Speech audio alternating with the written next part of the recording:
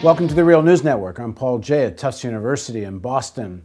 As we discussed in an earlier segment in the immigration debate, not a heck of a lot gets discussed about why the Mexican economy is in such lousy shape. Now joining us to talk about the role of American agribusiness in the Mexican economy is Timothy Wise. He's Director of the Research and Policy Program at the Global Development and Environment Institute at Tufts University. Thanks for joining us. My pleasure. So talk about how American agribusiness dumps food in Mexico. Well, I did a recent study that looked for the Woodrow Wilson Center in Washington that looked at asked the simple question: to what extent have U.S. agricultural policies, agricultural subsidies, and other forms of support given to U.S.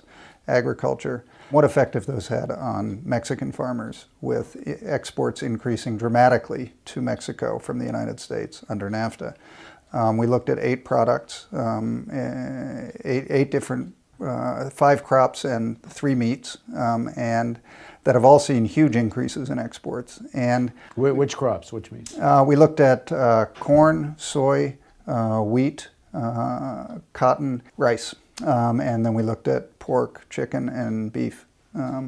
All have seen dramatic increases in exports from all over 100%, some as high as 700% increases. Increases during the period post-NAFTA? From the early 90s until recent years, which is basically the NAFTA period.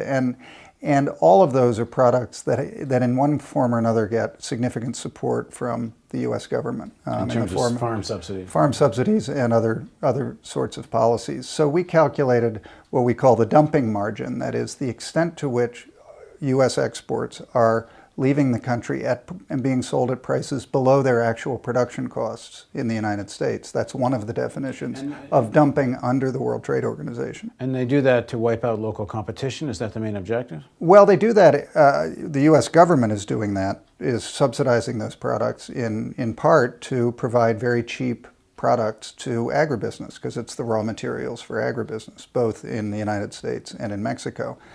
The exports go because the United States is looking, U.S. companies are looking for market share and looking to expand their market share in Mexico, and NAFTA gave them that opportunity by decreasing protection. So when you say below the cost of production, it's because of the subsidies? Because of the subsidies, and it's actually more complicated than that, because of a variety of other policies that essentially encourage overproduction of, say, corn. So corn is probably the most important example here because it's such an important product. So what did this do to Mexico? What did you find? Well, so what we found was that in the case of corn, corn was going into Mexico at 19% below the cost of production in the 9-year period we looked at, 1997 to 2005. And that cost Mexican corn farmers $6.6 billion over 9 years. That's $700 million a year. And if you figure it out on a per acre basis, just sort of what does that mean to a Mexican farmer? It's more than the value of the basic Mexican subsidy program to those farmers. So it's a devastating loss, and one that is clearly owes to U.S. policy. So you have public money used to help subsidize American agribusiness, who are then dumping products, destroying Mexican agriculture. So they're making money on both ends because they're capturing the Mexican market. That's right, and it wasn't just corn. I mean, we found overall that the costs to Mexican farmers were $12.8 billion over this 9-year period.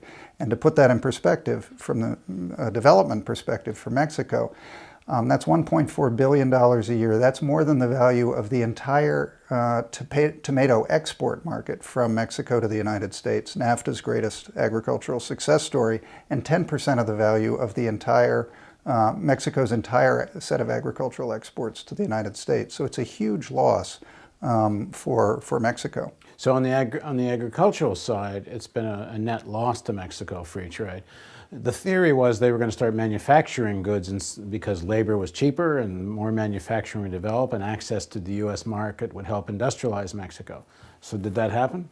That happened to a small extent. They did increase the size of their manufacturing economy. They increased their manufacturing exports to the United States. They did not create very many jobs in that process. And now a lot of those jobs and operations that were created are under threat, have either already moved to China in search of even cheaper wages, or they're under threat to move to China. So did it create cheaper food in Mexico? I mean, is there any net benefit in this to Mexico? In theory, the net benefit to Mexico would have been that all food got cheaper, or all of these agricultural raw materials got cheaper. They did get cheaper. The extent to which that was passed on to Mexican consumers is widely questioned. The corn flour market for tortillas in Mexico is controlled 90% by two companies. They were two companies that came out of the breakup of the government monopoly on basic grains marketing, and they are widely considered to manipulate prices. These are Mexican-owned companies? These are Mexican-owned companies. So you wind up having U.S. agribusiness controls the farming side of it, and the breaking up of the what used to be a lot of state-owned enterprises into privately owned enterprises. You now wind up with such monopolization that they're able to manipulate the markets. You get the big grain traders from the U.S., Cargill, ADM, and others, interlocking corporate relationships with some of the biggest traders in Mexico. And they're clearly in a position, certainly with their market power, to capture the gains from those low commodity prices and not pass them on to consumers. So supposed liberalization of trade and liberalization of Mexican law as regard to business actually just led to more monopolization and concentration of ownership. It definitely led to that, and the other thing it led to, which is has now raised much greater concerns with in recent years, the rise in commodity prices and tortilla riots in Mexico. Well, that was my next question. So what are Mexicans doing about this? Well, the issue of food dependency, the dependency for basic food products on imported goods is of grave concern, because it's gotten much worse since NAFTA. In corn, it went from relying for 7% of Mexicans' corn relying on imports to now 34%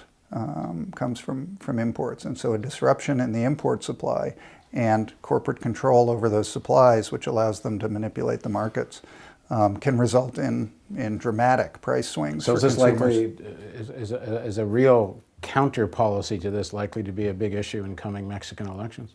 It could be. It could well be. The agricultural dynamics in Mexico are still very much a live issue, and when I was in Mexico in September speaking to one of the larger independent farm groups.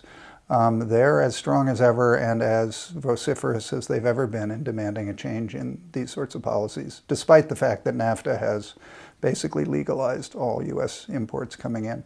Thanks for joining us. My pleasure. Thank you for joining us on the Real News Network.